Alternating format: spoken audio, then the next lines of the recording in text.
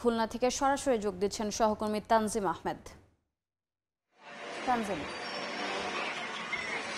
খুলনায় আদালত চত্বরের সামনে ডাবল মার্ডারের যে চাঞ্চল্যকর ঘটনা ঘটেছে সে বিষয়ে ধীরে ধীরে বিভিন্ন তথ্য সামনে আসতে শুরু করেছে।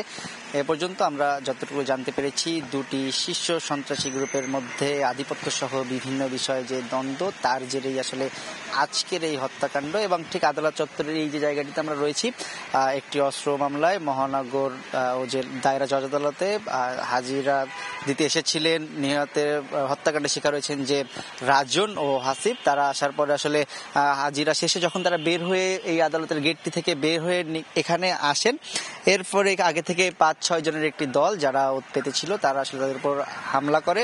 এই সময় তাদেরকে কোপানো, গুলি করে মৃত্যু নিশ্চিত করে তারা আসলে স্থানটি ত্যাগ করেন। যখন হাসপাতালে নিয়ে যাওয়া হয় তাদেরকে আসলে চিকিৎসক মৃত ঘোষণা করেন। সর্বশেষ খবর আমরা যতটুকু জানতে পেরেছি, তাদের মরদেহ খুলনা মেডিকেল কলেজ হাসপাতালের মর্গে রয়েছে, সেখানে আসলে স্বজনরা এসেছেন। আমরা বিকেলের দিকে আসলে সেই হাসপাতালেও গিয়েছিলাম, সেখানে একটি বেদনাদায়ক পরিবেশের তৈরি হয়, স্বজনদের কান্নায় হাসপাতাল চত্বর ভারী হয়ে ওঠে।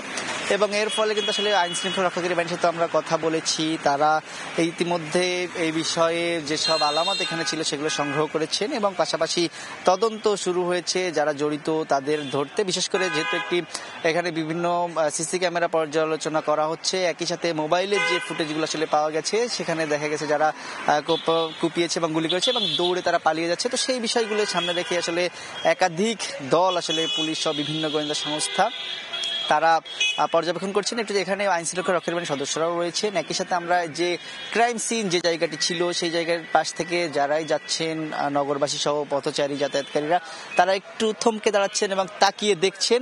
এবং আসলে একই সাথে কিন্তু নগরবাসী উদ্বেগ প্রকাশ করেছেন, অর্থাৎ চলতি মাসেই একই সাথে খুলনায় একাধিক হত্যাকাণ্ডের ঘটনা ঘটেছে, ট্রিপল মার্ডারের ঘটনাও ঘটেছে, এরপরে আজকের আবার যে ডাবল মার্ডার, সবকিছু মিলিয়ে আইন শৃঙ্খলা পরিস্থিতির অবনতি নিয়ে এবং আদালত চত্বরের মতো একটি যেখানে নিরাপদ জায়গা মনে করা হয় সেখানেও এই ধরনের হত্যাকাণ্ড অস্ত্র নিয়ে সেটিকে আসলে খুবই শঙ্কার কারণ হিসেবে দেখছেন নগরবাসী। তো খুলনা আদালত চত্বরের সামনে থেকে আজকে যে ডাবল মার্ডারের ঘটনার সর্বশেষ খবর আমার কাছেই ছিল।